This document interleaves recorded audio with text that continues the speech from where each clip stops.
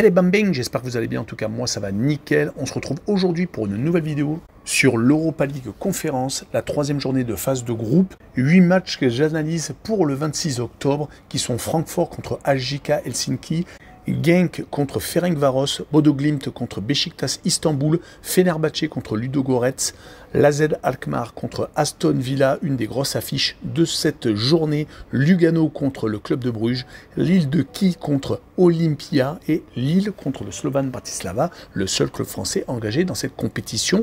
N'hésitez pas à venir nous rejoindre sur le site VIP, les réseaux sociaux, tout est à l'écran et en description. Vos pronostics, vos critiques positives ou négatives et surtout votre pouce pour faire monter la vidéo le plus haut possible. Et n'oubliez pas de vous abonner, on est en train de tutoyer les 14 900, merci encore.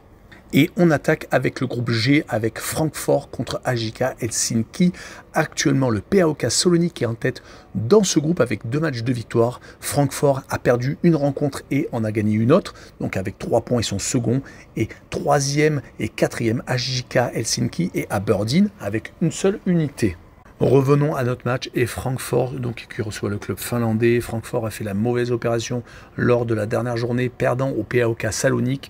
Ils auraient pu être en tête, c'est les Grecs qui le sont à leur place. Mais les Allemands se sont rattrapés depuis en championnat. Effaçant cette contre-performance en Europa League Conférence, ils viennent de battre Heidenheim et Hoffenheim, marquant 5 buts dans cette période. Ça leur permet de remonter la 7e place au classement. C'est dommage qu'ils aient fait beaucoup trop de partage de points courant septembre, se faisant accrocher par Cologne, Bochum et Fribourg en championnat.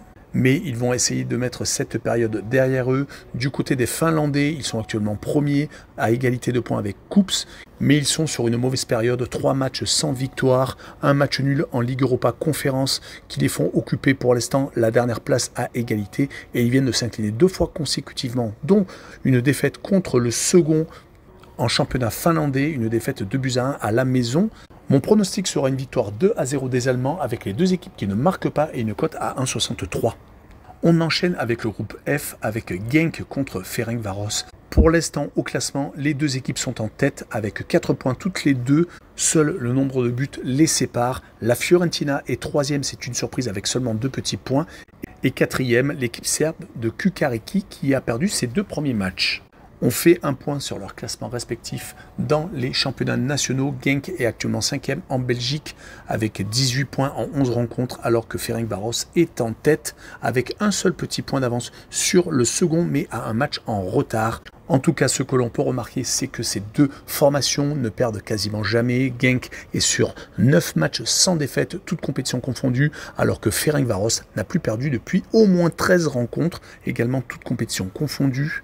Mais le petit point négatif, c'est que Genk a fait 6 partages de points sur les 9 dernières rencontres. Par contre, quand ils gagnent, ils ne prennent pas de but. Du côté de Ferencváros, 2 partages de points sur les 3 dernières rencontres, toutes compétitions confondues. Ils ont eu le mérite d'aller accrocher la Fiorentina en Italie, faisant 2 buts partout. Et bien entendu, ils sont très solides en déplacement, marquent beaucoup de buts, que ce soit en championnat, en Coupe de Hongrie et en Coupe d'Europe. On peut également remarquer que Genk, sur les 5 dernières réceptions, toutes compétitions confondues, c'est 4 partages de points et une seule petite victoire contre Malines. C'était le 22 octobre ce week-end, 4-0. Mon pronostic sera un match nul entre Genk et Ferencváros, 2 buts partout, et je verrai le plus de 2,5 buts sur le match avec une cote à 1,64. On enchaîne avec Bodo Glimt contre le Beşiktaş Istanbul dans le groupe D où pour l'instant, celui qui est en tête, c'est le club suisse de Lugano à égalité avec le club de Bruges. Ils ont tous les deux 4 points et en dernière position, le Beşiktaş Istanbul et Bodo Glimt avec seulement une petite unité. Donc ce match est très important entre le club norvégien et le club turc.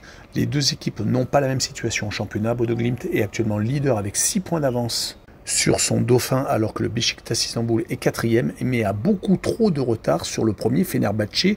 Il y a plus de 10 points d'écart. Les 2 formations n'ont pas la même dynamique. Du côté de Bodo Glimt, c'est 4 victoires et une seule défaite. C'était lors du dernier match de Ligue Europa Conférence contre le club de Bruges. Sinon, au niveau national, ils ont gagné 5 de leurs derniers matchs.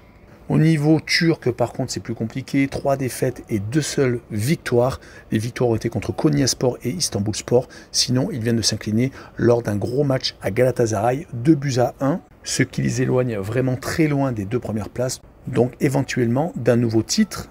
Sur cette rencontre, je verrai une victoire 2-1 de Bodo Glimt à la maison avec le draw no bet et le pari remboursé si match nul avec une cote à 1,66. On enchaîne avec la seconde rencontre, Lugano contre le club de Bruges. Les Belges sont actuellement 7e de leur championnat alors que Lugano est 6e. Elles sont à peu près dans la même position. Et quand on voit que ces deux formations ont toutes les deux perdu leurs 2 derniers matchs de championnat, le Standard de Liège et Courtrai sont les 2 dernières vainqueurs du club de Bruges. Et également pour Lugano, c'est le Servette de Genève et les Grasshoppers de Zurich qui les ont battus d'une courte tête. On peut remarquer que pour les deux formations, du côté des matchs à domicile, Lugano n'a gagné qu'une fois sur les 4 dernières réceptions, alors que le club de Bruges n'a gagné qu'une fois lors des 5 derniers déplacements, mais c'était à Bodo Glimt en Ligue Europa Conférence. Sur cette rencontre, je verrai une victoire du club de Bruges 1-0 à Lugano, en faisant peut-être preuve de plus d'expérience européenne, et je verrai le moins de 3 buts quand même sur le match, avec une cote à 1,74.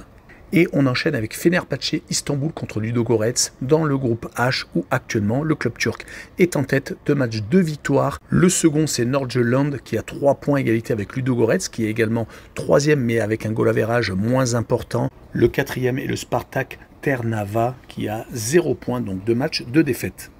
Revenons à nos affaires, le Fenerbahçe Istanbul est en train de caracoler en tête, 9 matchs, 9 victoires. Cela faisait longtemps qu'ils n'avaient pas été à pareille fête, mais leur recrutement a été assez énorme pendant la trêve internationale. Dzeko en tête.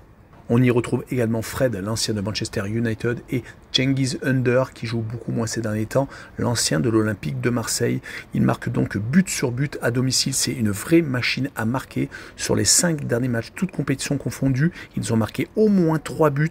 Ils sont même allés jusqu'à 5 lors d'un match de championnat contre Rizespor. Du côté bulgare, on gagne un peu moins, 2 victoires, 2 nuls et 1 défaite sur les 5 derniers matchs, toutes compétitions confondues. Mais ce qui est plus inquiétant, c'est le 7-1 encaissé à Nordjylland, surtout quand on se déplace dans la foulée à Fenerbahçe, qui caracole en tête de son championnat.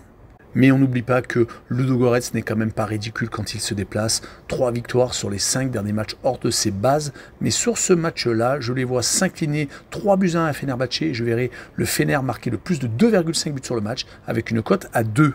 On poursuit avec l'AZ Alkmaar contre Aston Villa, le gros choc de cette journée car les deux équipes sont vraiment très en forme actuellement. Lors de ce groupe, c'est Zrinski, le club bosniaque qui est actuellement en tête au goal average car toutes les formations sont avec 3 points, l'AZ Alkmaar, le Legia Varsovie et Aston Villa. C'est plutôt surprenant car l'AZ et Aston Villa sont pour moi franchement favoris, mais tout le monde est resté maître à domicile. Faisons un point sur leur classement en championnat national. L'AZ Alkmaar est actuellement second avec 2 points de retard sur le PSV Eindhoven. Mais ils ont 8 victoires et un nul en championnat. C'est assez hallucinant avec déjà plus 21 au goal average sur les 4 derniers matchs, toutes compétitions confondues. Ils ont marqué à 10 reprises et ont même gagné à l'Ajax d'Amsterdam qui est vraiment très mal en point en ce début de saison. Et ils restent ce week-end sur une victoire 3-0 contre Heerenveen. Du côté d'Aston Villa, c'est vraiment très bien également. Sur les 4 derniers matchs, 3 victoires et un nul. Et surtout 2 gros cartons à la maison contre Brighton 6-1 et 4-1 contre West Ham. Des équipes tout de même européennes. On pourra tout de même noter qu'à l'extérieur, Aston Villa gagne quand même beaucoup moins. Ils se sont inclinés à Liverpool et au Legia Varsovie. Mais on réussit tout de même à gagner à Chelsea et à faire match nul à Wolverhampton. Alors que l'AZ Alkmaar à la maison, c'est très solide. Mais leur seul match nul en championnat a été fait à la maison contre Héraclès, une équipe de bas de tableau. Sur cette rencontre, je verrai bien un partage de points entre les deux formations, un but partout, avec la double chance 1N et une cote à 1,75. Et on finira avec le groupe de Lille et Lille de qui contre l'Olympia Ljubljana. Les deux formations sont actuellement en fin de peloton avec un petit point pour l'équipe des îles Féroé et 0 pour Ljubljana qui a perdu ses 2 premières rencontres.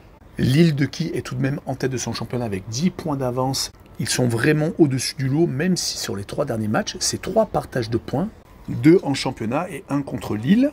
Mais n'oublions pas que qui est passé par les éliminatoires de la Champions League et de la Ligue Europa et à domicile, ils n'ont pas été ridicules du tout. Et ils sont même restés invaincus lors de toutes ces qualifications. Du côté de Ljubljana, ils sont actuellement 3e de leur championnat avec 6 points de retard sur le premier. Ils viennent de gagner d'ailleurs ce week-end à l'extérieur. Mais lors de défaites, lors du déplacement du Slovan Bratislava chez eux en Ligue Europa Conférence et la défaite également à la maison contre Gorica, leur a fait sans doute énormément de mal. Ils viennent donc de se ressaisir ce week-end. Mais en tout cas, sur cette rencontre, je verrai bien une victoire de qui 2-1 à la maison avec une double chance 1N et une cote à 1,55. Et finissons avec Lille contre le Slovan Bratislava, où les Lillois sont actuellement 5e de leur championnat avec 5 points de retard sur le leader, alors que le Slovan Bratislava est leader de son championnat avec un match en retard. Les dynamiques des deux clubs sont assez similaires, même si pour Lille, on gagne beaucoup moins sur les 5 derniers matchs. C'est 2 victoires, 2 nuls et une défaite. Les 2 victoires ont été assez importantes car ça leur a permis de recoller au trio de tête avec des succès contre Le Havre et contre Brest.